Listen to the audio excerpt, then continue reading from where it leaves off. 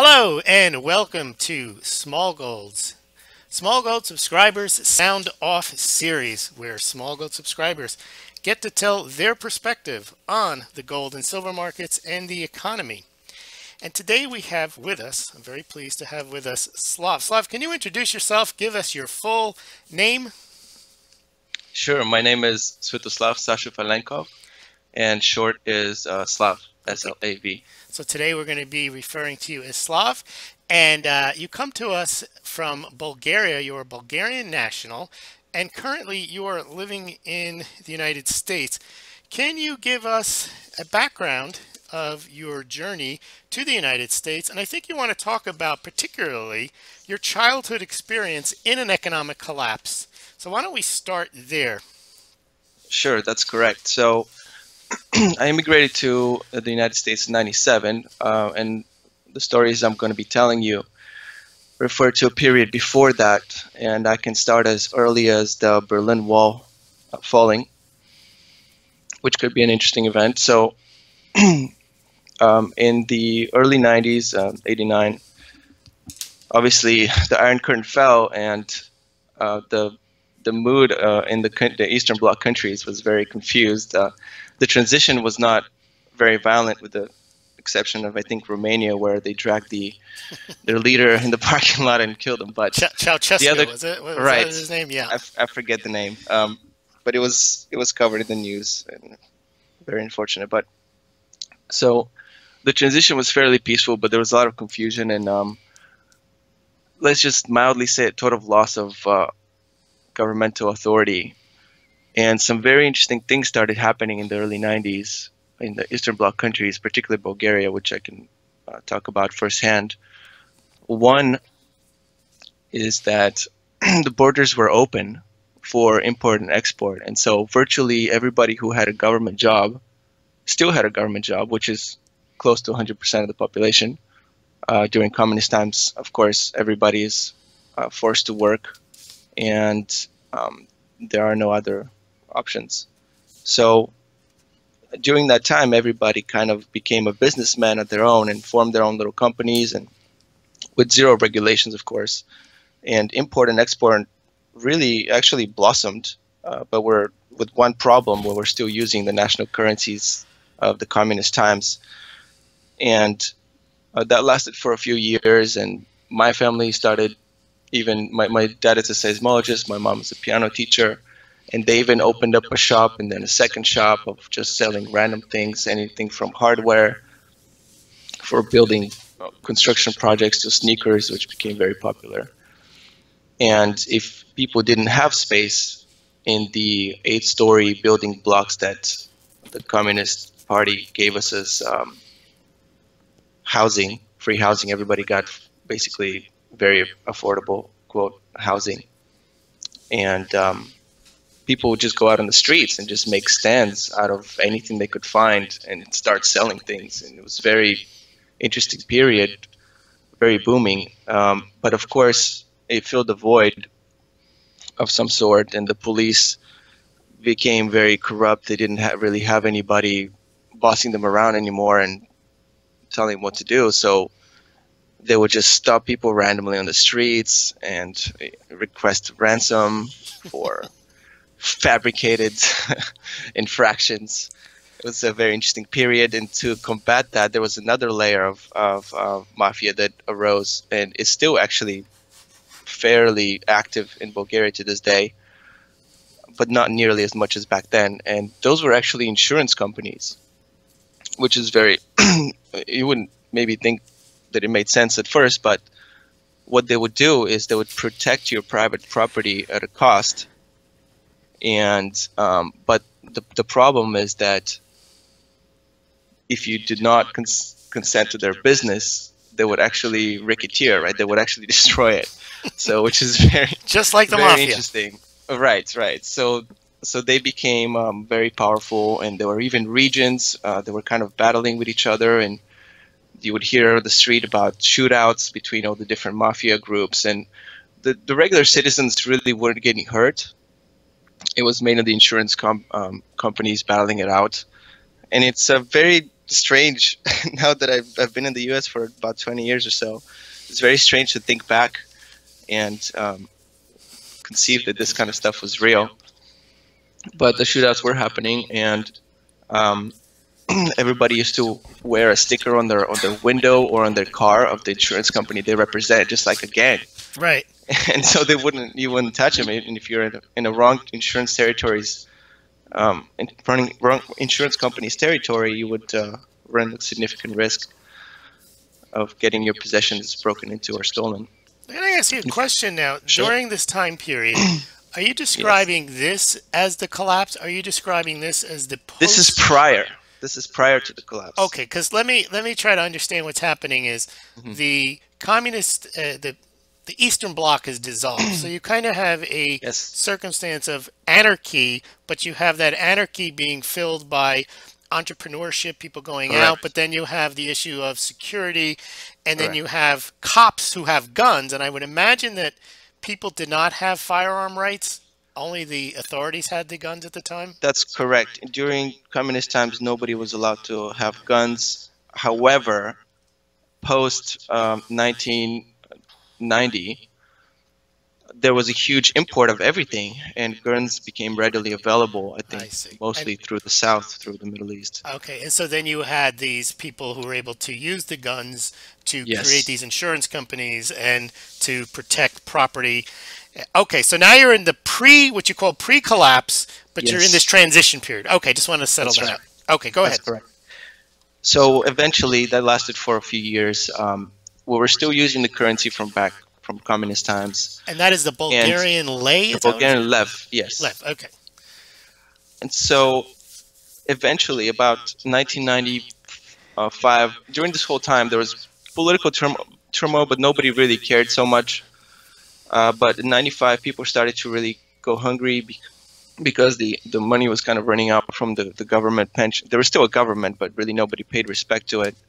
But they were still doling out pensions and whatnot. But at some point, as in Russia, the hyperinflations actually happened at the same time in Russia as well. Not as great of an extent, but so the money kind of started running out, and eventually politicians arose and started literally walking on the streets and promoting themselves and their party. We had the Socialist Party and the Democratic Party. The Socialist Party was basically used to be called the Communist Party, but they renamed themselves, and they would literally have political leaders round up local popular music bands and throw little political parties, and they would try to sway as many people to their side as they can. Would have rallies all over the streets. But people started really getting hungry because most of the population is running out of food. And I can even tell you, the mafia got so strong that my dad, since we were doing businesses, we had a coffee factory going with some investors that we found.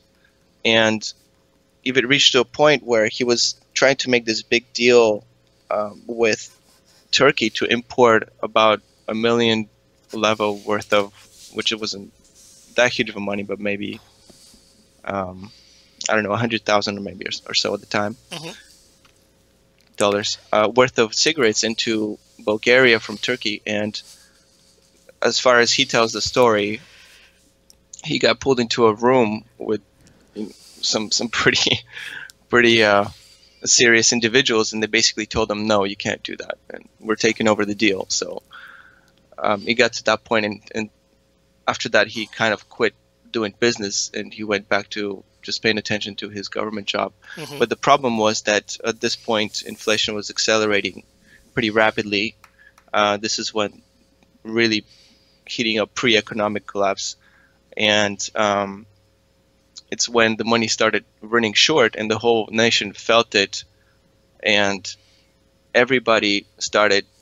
virtually everyone started having trouble feeding themselves and their families. So what they would do is find patches of land and develop, fence them off and develop these little tiny ranchos, maybe 20 feet by 20 feet, 50 feet by 50 feet, and they would cut up themselves areas of unused land and start seeding vegetables and fruits, and so forth, to basically feed themselves. And it was a very interesting phenomenon you see during in the city, especially on the outskirts, and then society pretty much converting back to an agricultural-based society, little by little. Um, at that time, inflation started, like I said, picking up, and my dad's salary, I remember clearly, this is the first one of my little anecdotes. My dad's salary was about 2,000 leva, and he would send me to buy bread on a bread line. Of course, there was bread lines because prices started getting out of control, and naturally governments would impose price controls and so forth. Hmm.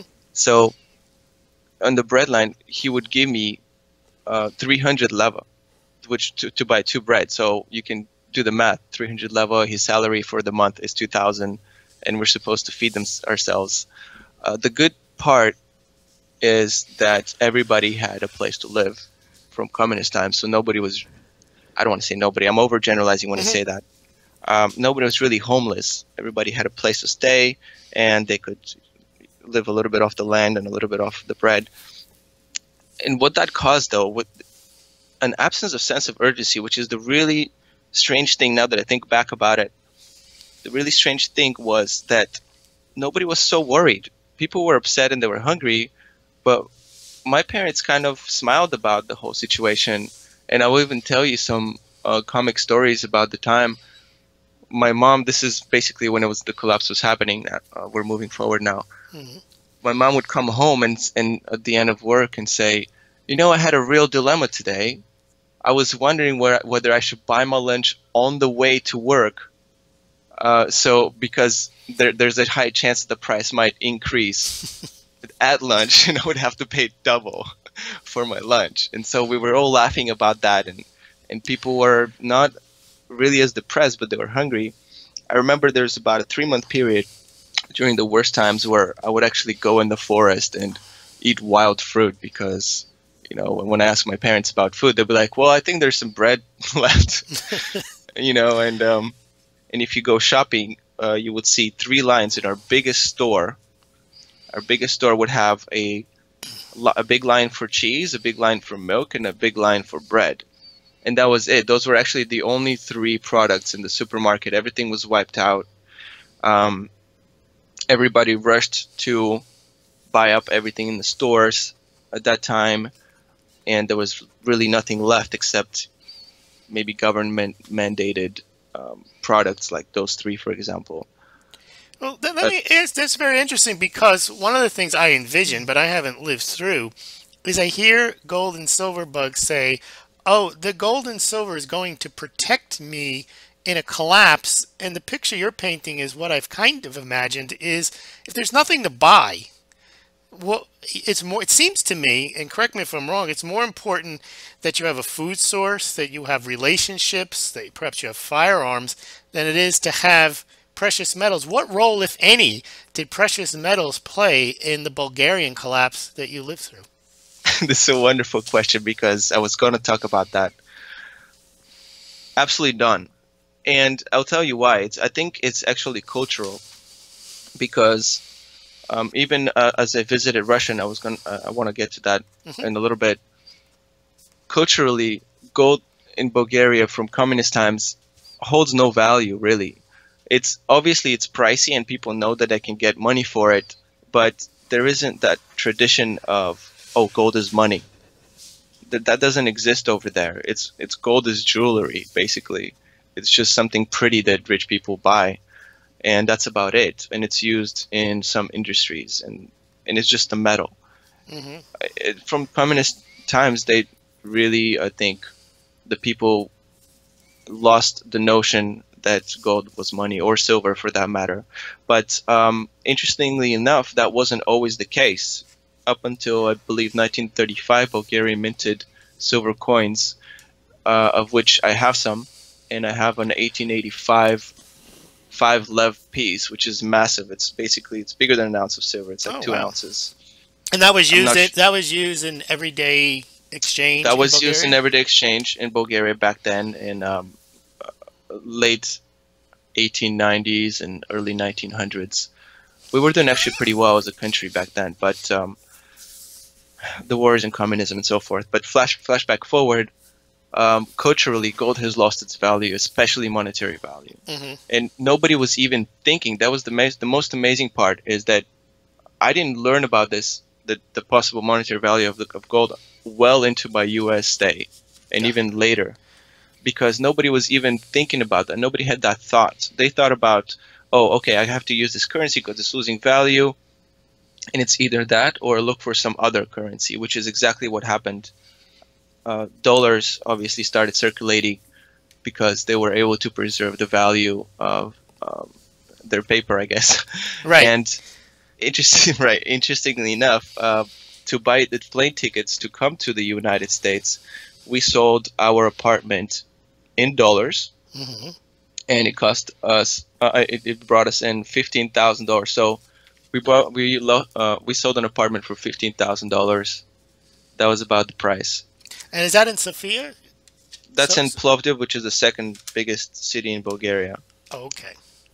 And we also sold my grandmother's apartment for about 16,000, and we bought her a smaller one for So how $10,000. did you come to own the apartments? Because if they were given to you by the government, was it some type of transition? So I was very young at the time, but as far as my parents explained to me, they were everything is heavily subsidized. So the whole idea was to have everybody live a somewhat equal life. So we would live in the same buildings as other scientists, but they were the same quality building. So everybody lived in, again, I use the word everybody a lot, but I want to make a broad generalization. There were some people in houses and villages and stuff like that, but especially in the cities, the buildings were mostly of one type, which is an 8-story cement building that you could probably look in on Google. Just type in 8-story cement building in Eastern Europe or Bulgaria, and you'll see them, and they look like the projects in the US. So everybody Hmm. lived in project-style buildings, including the brightest of the bright, the architects and the scientists, or no businessmen, but industry captains of the Communist Party and so forth, So what do you and make? generals. What do you make of this Western view? I mean, they constantly talk about we must do something about wealth inequality, and they never point to places like Bulgaria where it sounds like you had solved wealth inequality and everyone was equally poor. What? That's correct. Everybody was equally poor. The standard of life was very low compared to Western nations, and it was illegal for citizens to get anything from the West, including music. So my dad would tell stories about how they listened in underground club to Western music, and they really enjoyed it. Hmm. So there's a free market even or a black market free market for even music. Some of the, if I could interrupt, some of the, No, it's your show. Keep going. okay, well, I'm just a guest. No, that's the point of the My show. The point of the I have sisters, hold on. I want everybody to know when a guest comes on, it's his or her show. I have the other excellent, part of the show. We want to hear what you have to say. Go ahead. great. My sister's husband is telling stories to me when he was younger, because he's about 7 or 8 years older than me. When he was younger, he would actually, when foreigners would come to the country, him and the rest of the kids would start chasing the foreigners around, and it wasn't because they were begging for money. They were hoping that they would throw at them something like a piece of gum or Hmm. something that's something that's different, because there was just one product. If there's one piece of gum in the entire one brand, basically, for the entire Eastern Bloc, maybe Russia produces gum because the economic productivity was divided among the countries in all kinds of organized manner. So one country would have maybe one country produce cars, right, and some other products, but we had basically one brand of gum or maybe two at the most, and that's all the flavor that you were allowed. So they were hoping that from the West they would throw at them some piece of gum or some other foreign object, because everything's the same. Everybody wore the same clothes, and everything was very dull. Now, having said that, um, maybe it's my childhood lens, but people did seem happy in poverty, which is very perplexing to me. They were struggling and they were complaining, but for the most part, people had a certain amount of happiness from the security or perceived security they had, which resonated during the hyperinflationary time, which kind of ties back to it.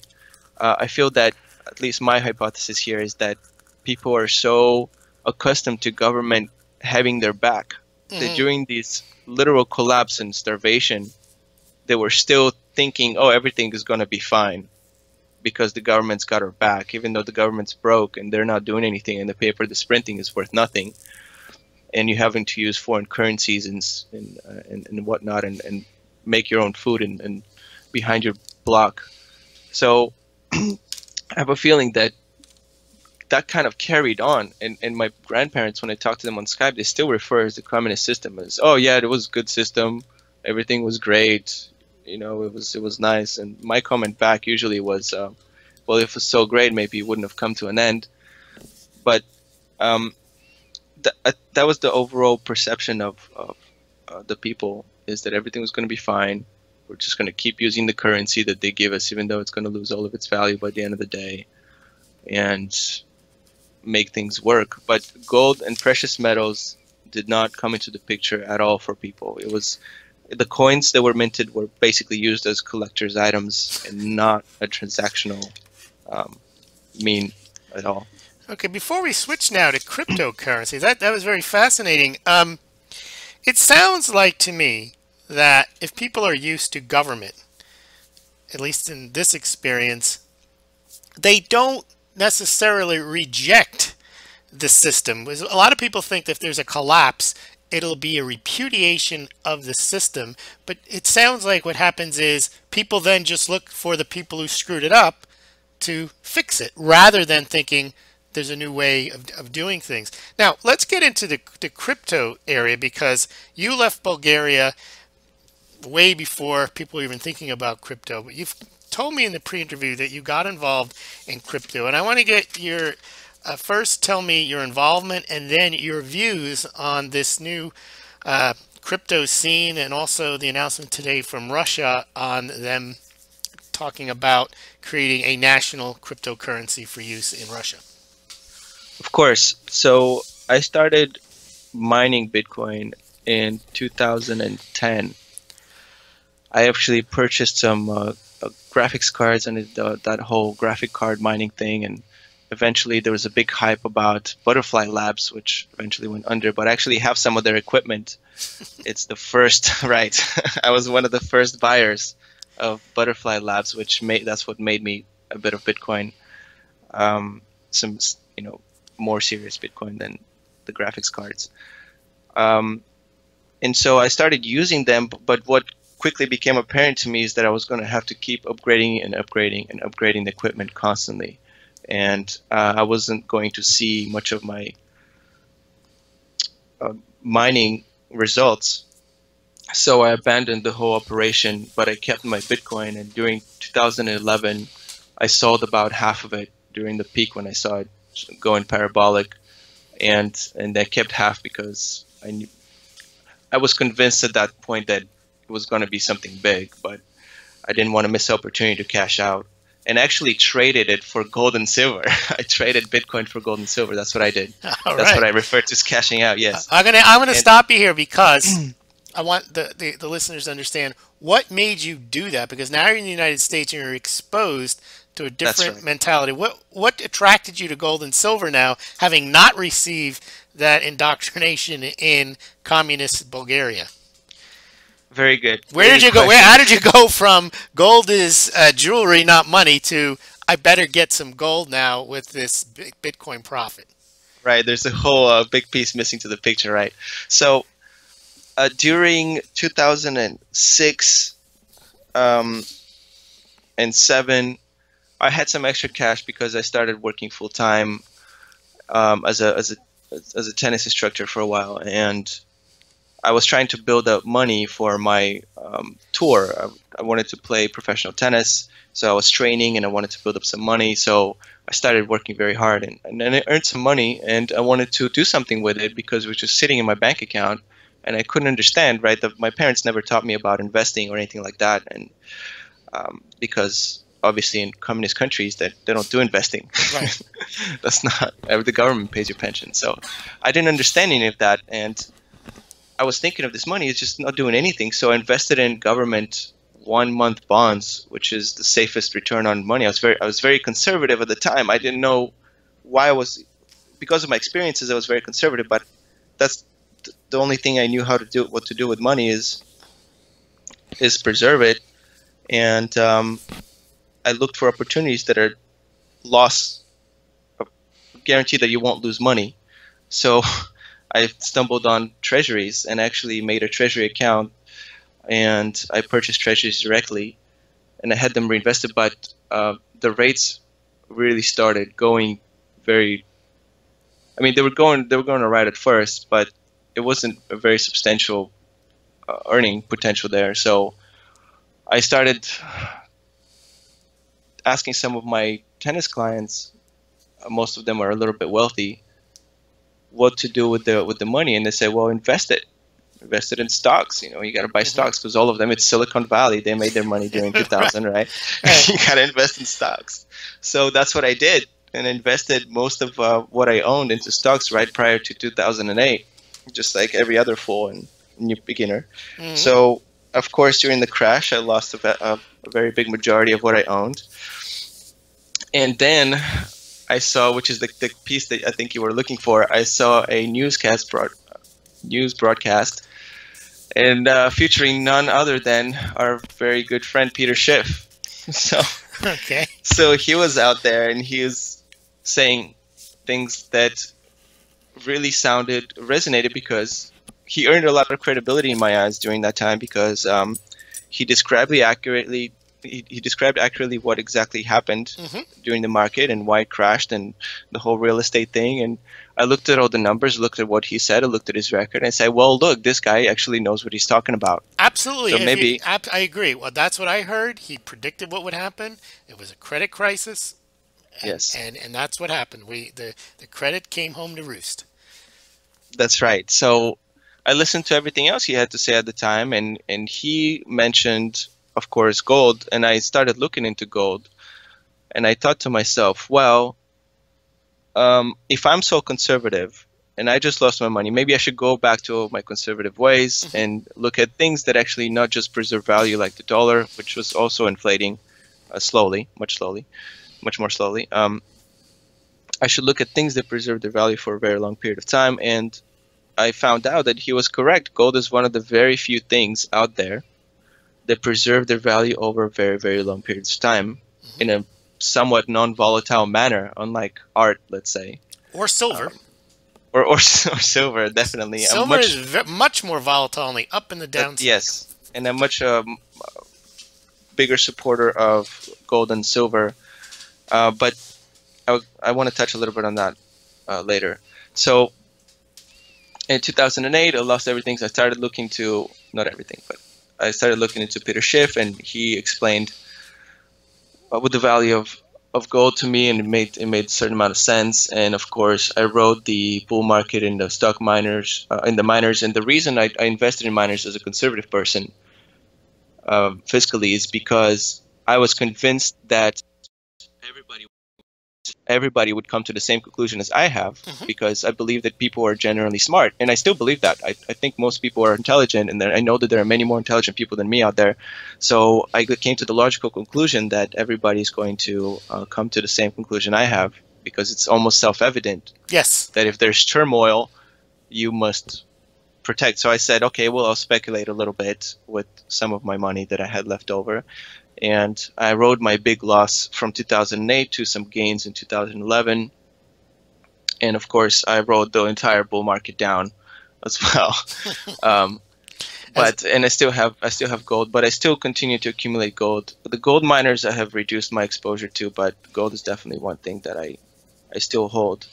And I want to just briefly touch on the reasons why. So this is what I want to talk about. Is I know that the whole monetary value and all this is not so valued in countries like Bulgaria and Russia, and it's valued here and India. But and I heard you talk about how gold is not really an industrial metal, which is not about 10%, I think, or so is used in industry or less. However, what really keeps me in it is, even if it loses its monetary value, that 10% of industry is going to become much larger. Let's say if gold goes from $1,200 to $200, Oh, then sure. it's going to be much more used in industry. And so I know that there's an economic floor there during good times, that will prevent gold through falling through the floor and going to zero, just like a stock could. And so with jewelry, people will always like to have gold jewelry. Right. And if, So in there fact, is, if the price goes down, people who prior couldn't buy jewelry, a gold necklace or ring, will think, well, it's affordable now, I'll buy it. And that again provides a floor. that's right. And I look at gold now after all these years and seeing my investments fall and rise and fall. I look at gold basically as a savings vehicle and an insurance policy. So those two things. So that's what I look at it as, and I don't expect to make any gains on gold. I just want something, we call in Bulgaria white money for black days. I think over here Sorry, it's rainy days. rainy day fund. Well, if you think about it, if Right. you look at the gold price in 2007, 8, 9, 10, 11, unless you put all of your gold in 2011, it's Hmm. it's smoothed out in the Right, it's and I didn't. over $1,000. It's been well over $1,000. In 2008, it was below $1,000. In two, so you're kind of in Right. the 2000 where it is right now. You really haven't lost any money if you dollar cost averaged over the period I of the did. last 6, 7 years. Now That's right. contrast that to silver. Silver is a whole different animal. Luckily, I didn't buy any silver back then, besides the ones that I turned over from Bitcoin, which was at around $11 price, and it's above that now. Yes. So I'm lucky there, but I wasn't smart enough to cash out during the bubble. I thought maybe it was going to stay and plateau at those levels, but it didn't. So I still have that silver position there, but I don't really add to it. But I do add gold regularly, and I'm about flat when it comes to performance with the metal itself. People need to remember what you said. The reason you buy the gold is not because you're expecting speculative gains. You buy it for that insurance and to preserve your wealth. Now, people are buying silver, and I understand it, for speculative gains, because when silver does take off, it takes off, and it leaves gold in the dust. It just doesn't do it very often. Yes, yes. And finally, maybe tie that into the crypto and my view on that. I think that would be probably the last piece of value I could offer your subscribers and listeners. Oh, you're going to come back and give more value, but we can wrap it up on this thought. Go ahead. Yeah, so as far as the cryptocurrencies goes, the Bitcoin thing, I just recently actually sold my other half of the position, probably by mistake. It's 2,000 roughly or so, maybe a bit over. And I sold the rest of my position. Oh yeah, you sold it. I'm completely out now. How do you sell it by mistake? You hit a button, but what do you mean? No, I didn't do it by mistake. I'm saying it might be a mistake. Oh, in it'd be retrospect. In retrospect might have been a mistake. Okay, I thought you said you That's sold, right. sold it by mistake. No, but there's some issues that really, number one, the reason why I completely got out of it, and it's probably going to go to 10,000 more, and I'm going to lose everything, or I'm going to lose the opportunity anyway to have made money. But the reason why I got out of it is because the more I look into it, the more I understand that, A, it's way over my head, and I can't understand it as easily as I can understand gold. So I don't know exactly what I'm buying. I know about the blockchain technology, and I know about all this stuff. I looked into it and read into it, and the ledger and all that. But I know of people, not me, but I know of people who didn't save their coins properly, who lost money at Mt. Gox, who lost their wallets or their .dat file, which is, I guess, the wallet that you can save the money, right? Just on yourself. And those money cannot be returned anymore. Right. It's done. So these are gone forever. So my friend, had 18 or so Bitcoins or something, and he lost it, and that's it. It's over now. He can't cash out. And so that's reason number one. If something happens to your DAT file, you're screwed. There's nothing left for you there. And if you have your life savings in it, you better think twice about that's cold storage. That's very true. There's some people, I even hear some of my friends say, oh yeah, Bitcoin, I'm buying everything Bitcoin. I'm like, well, hold on, slow down. Just understand the risk first. I've been burned more than a couple of times in my life with my investments. So, make sure that you do your homework. And That's reason number one. And second of all, I'm not a believer in the fact that it's going to work as a currency anymore, which is where the main driver is. The idea is you're going to use this thing as a currency. Otherwise, why have a bunch of electrical switches arranged in some manner into your hard drive somewhere in the basement if you're not going to use it as currency? And I'm seriously doubting the ability of Bitcoin to be used as broadly mainstream as currency. And the reason I say is that I no longer think that anonymity is a good thing for some of these transactions. Because I made transactions through Bitcoin, and I know that it was mostly done on faith. Like you can have third parties mediate that transaction, but now you're adding a third party in the whole mix, and that was the whole idea, to get rid of the third parties. Now you have to trust the third party to be intermediary in your transaction. Or you have to trust the miners, and the miners now are very expensive. The transactions are very expensive to. All right, yeah, complete. transaction cost is another thing, but technically I'm not that savvy, so I won't comment on that. But the anonymity factor, I think it's not as positive. Like if you were transferring Bitcoin from person to person physically, then I can see, if both people are there, then you know that you're not going to get screwed out of the transaction. Fine. Right. But if it's over the internet to some guy in Cambodia, like I don't, I'm going to have to try to trust some. Nothing against Cambodians, by the way. I'm just arbitrary country. You did mention Cambodians. It could be, Russia, Bulgaria. Right. Just speak of a random country. I want somebody to make sure that transaction goes smoothly.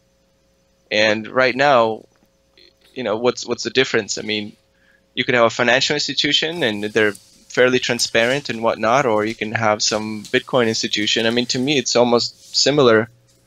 So that's the one thing that started to hold me back more and more, is that I don't believe that it's going to be used as a currency as widely as people perceive.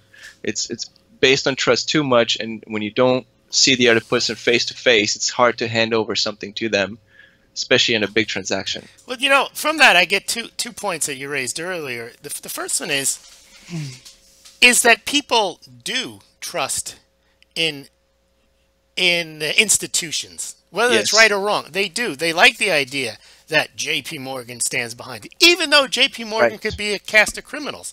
They still like the idea they can petition their government, or they can petition the large corporation, but something is behind it.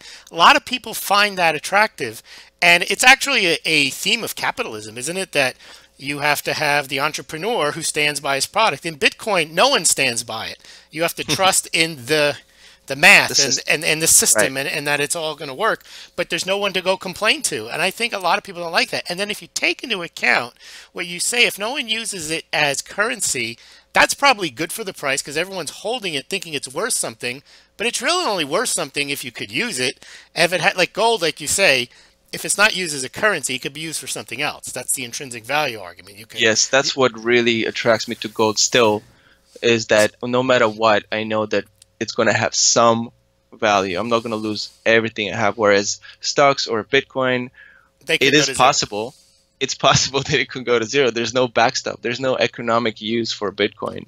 Well, even there's no economic use for the US dollar. Right. There's no use for those things. The thing about Bitcoin, though, you can't value it like you can a stock on earnings. It's just what people are willing to pay for it. And if people hoard it, which makes it useless because it doesn't do anything, it's not moving, that makes it more valuable, which is counterintuitive that everyone wants to hold Bitcoin. But if they did want to hold it, what are they going to do with it? Right, and another. Well, I can only sell it, and if they sell it, then it goes down. Yes, that's correct. That's another interesting point that I thought of even back then, when I was quitting my mining operation. Well, a few machines, but still, they were powerful machines. And the point was that it gets progressively difficult to mine them. That's what made me stop in the first place. And more expensive. Progressively, right, and the price necessarily, I don't know if people understand that, but the price necessarily has to go up in order for this thing to be sustainable, because if it does not go up, then all the miners will shut down, because the cost of producing will be greater than the Bitcoin that you are earning. And just like actual miners, those mining operations will shut down. The difference is if gold miners shut down, the value of gold will go up because there's less production happening. If Yes. Bitcoin miners stop producing, i.e. mining, then transactions don't happen. Then the system doesn't work. There's no value in the system if you can't verify transactions through the mining. Right. Yes, and transaction time might increase. Like I said, I'm not a technical guru about this stuff, but I know a little bit, and you know, the transactions might even slow down. The fees will get higher, and Well, they're but working on fixing I know, that. and they're, Supposedly. yeah, I heard that they're working on the, Segwit. you know, their problems and all these hard fork talk and what that and whatnot. But yeah, I'm not that savvy, like I said.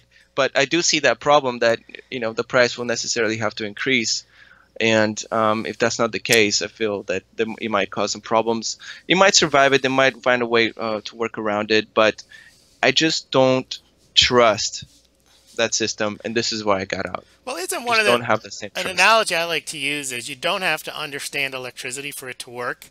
And a lot of Bitcoin people tell you got to do research. I'm thinking the average person isn't going to research how things work. All they want to do is use something. So if I want electricity, I don't need to understand all the circuitry. I need to know that I can turn the switch on and the light's going to go on. It's the same with money. You shouldn't have to understand the whole Yes. ins and outs of how it works. And well, we'll see what happens. Well, Slav, thank you very much for joining us today, and we'll definitely have you back. And we'll talk to you next time. Thank you very much for being on the show. It's been a pleasure, Lewis. Thank you.